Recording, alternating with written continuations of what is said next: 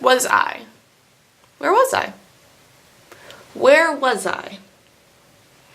Alright, so fast forward 20 years from now, and my kid looks up at me after reading a history book, and they say, "Where were you? Where were you on Tuesday, November 8th, 2016, when the world ended?" No, when Donald Trump was elected president-elect. That was a wild night. I'll tell them that I had a headache and that I was helping set up for an election party that was going to be in the CC Care Room at Smith College, Northampton, Massachusetts. And I'll tell them that it was very anxiety-inducing. We had cotton candy and popcorn, and it was just a lot of people, over 100 people in this room. And we had a projector on, we were watching, and it was around 9:30 or so, and Hillary Clinton was winning a lot of the states. It was going blue, blue, blue, and we had a little page, coloring page, where we were following the results and coloring it in. And before California was announced, of course, I colored that blue because they know it's up. And I definitely did not think that the alternative could happen. And I felt really bad because every time someone would come up to me anxious, I would say, "Don't worry about it. You know Hillary Clinton's gonna win." And so I left around 9:45, and me, Rachel, and Abby went to Helen Hills Chapel, and we went downstairs to a lounge where there was an election de-stressing event where they had good or Mexican food. It wasn't really that good. Not compared to my mom's food, it wasn't that good. But we had a chance to sit, relax, process, and I had no idea what was going on since they didn't have any TV or any other electronics besides people's phones on what was happening in the election. So my friends Rachel and Abby went to Rachel's Tenny, the co-op, and we walked together, and I went back home because, again, like I said, I was having a headache, and I thought Hillary, this was in the wind, or this was, you know, in her ballpark. And although I had my own reservations towards her, that's why I wasn't really hyped, even though it's gonna be like the first woman president. But I went to bed. I said, okay, I'm gonna take a nap. Hopefully when I wake up, everything's good. My headache's gonna be gone. And when I was sitting in bed, I popped open my laptop and I opened up the electoral map currently, and I saw all these red states, and this was around 10:11 East Standard Time. And then that sinking feeling that she can't win, that it would be a miracle if she won, especially when I saw that Ohio turned red, because historically presidents win Ohio. So it didn't really, the shock was so much. And I was just watching different news stations, and they were all in a state of disbelief. And you know them, they're rambling because the next poll closes in like 50 minutes, so they'll have to fill the time with something. And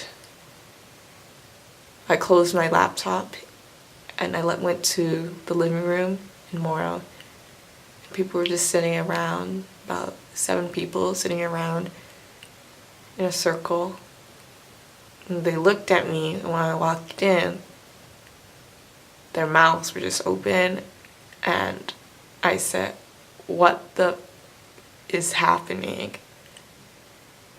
And we all knew it, even though it wasn't officially called by then. We all knew where this was going. And there was someone crying, people just in disbelief were talking about VP Mike Pence,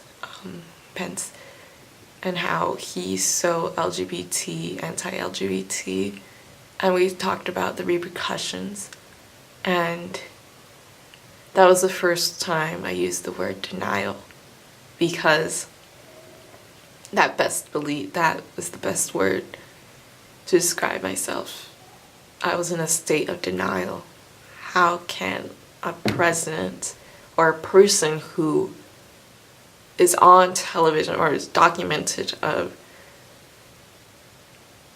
talking about his sexual assaults on women, how can he, and he said many things, racist, objectively racist things.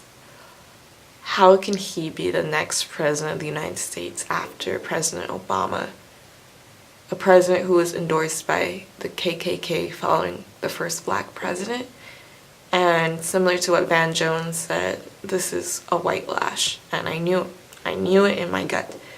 So I'm in Moral Living Room, and it's so quiet. You can hear a feather drop. And it felt like I was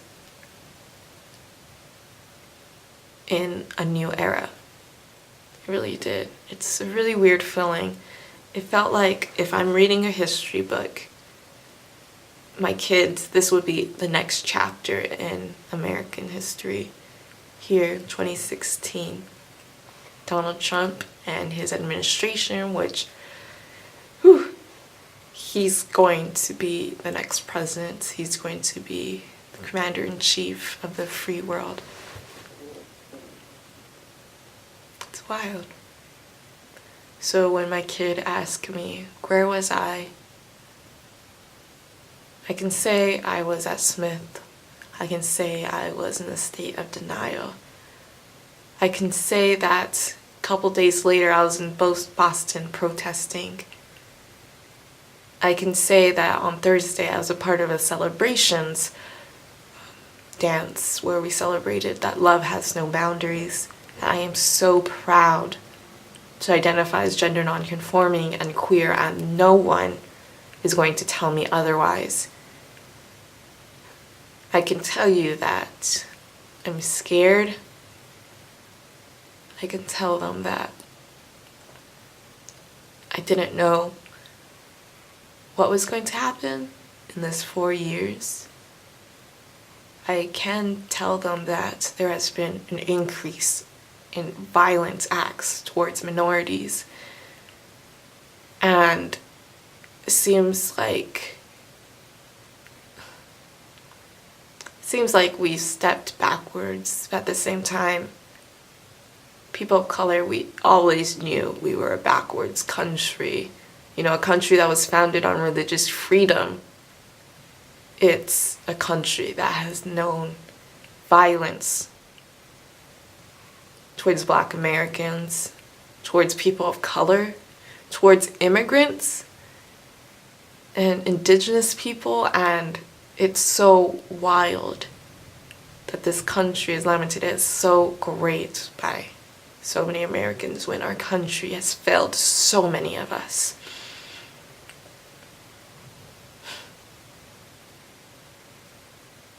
So I want to record this video because I want to remember this feeling when I'm 21 years old, when I am a junior in college.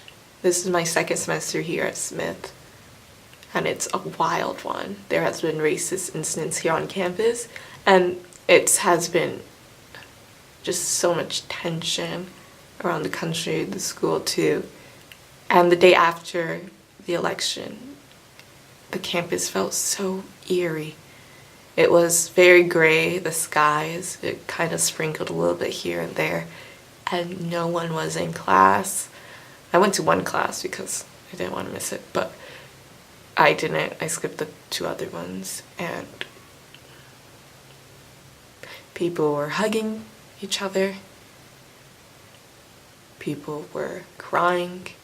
We had a house campus or a campus-wide meeting in JMG, which is a really big room where like Viola Davis and such speaks or spoke, and people told their stories, told their, or relayed their feelings.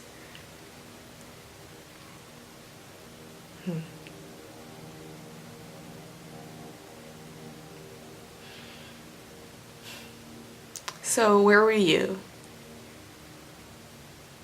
Were you happy with this outcome?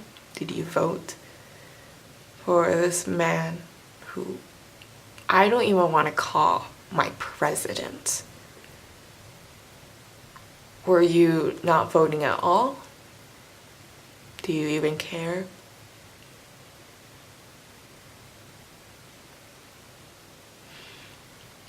Alright, so thank you all for watching, and I hope I can have this video up and I can reference it when I don't really remember that night, because I know part of me is going to block it out because this is going to be a wild 4 years, and this guy better not be reelected.